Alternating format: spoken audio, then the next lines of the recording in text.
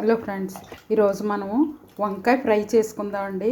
వంకాయ ఫ్రై కొంచెం డిఫరెంట్గా చేస్తాము.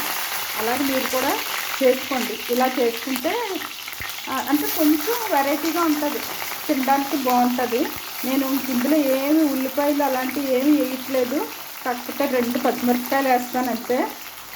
ఇది ఇలా మగ్గాక తర్వాత ఏం చేయాలో చూపిస్తాను, ఎందుకంటే వంకాయ ఫ్రై విత్ ఎగ్ డ్రాప్ అనమాట. ఈ వంకాయ ఫ్రై ఇలా చేసుకుంటే చాలా టేస్ట్గా ఉంటుంది.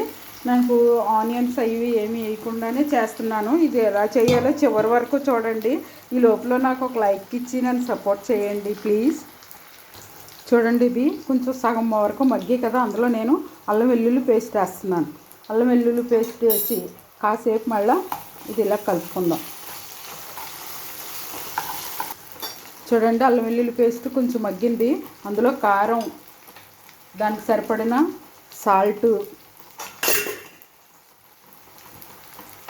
అలాగే ఒక హాఫ్ స్పూను మసాలా కూడా వేస్తున్నాను, గరం మసాలా. చూడండి, ఇది కూడా.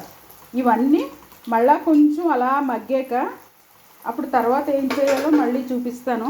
ఇది చూడండి, ఇది కొంచెం ఇలా మగ్గుతుంది. మగ్గాక తర్వాత మిగిలిన ప్రాసెస్ చూసుకుందాం. కొంచెం ఇలా కలిపాను కదా, కలిపాక మగ్గుతుంది.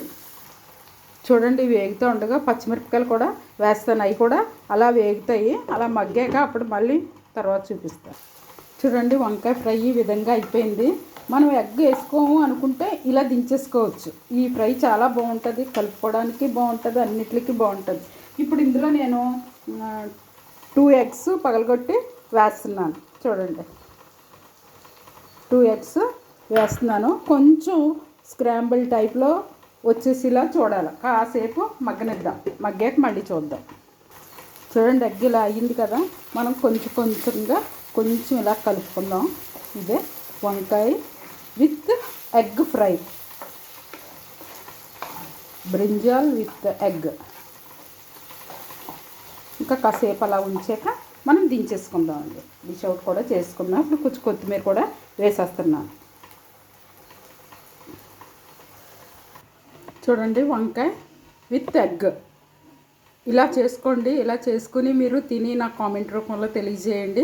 చాలా బాగుంటుందండి ఈ ఫ్రై, వంకాయ ఫ్రై. అలా చేసుకుని మీకు ఎగ్ వేసుకోవడం ఇష్టం లేకపోతే ఎగ్ మానేసేయండి, లేకపోతే ఎగ్ వేసుకోండి. అంతేనండి. ఇలా చేసుకుని తిని నాకు కామెంట్ రూపంలో తెలియజేయండి. ఓకే అండి, బాయ్. మరొక డిష్తో మళ్ళీ కలుసుకుందాం.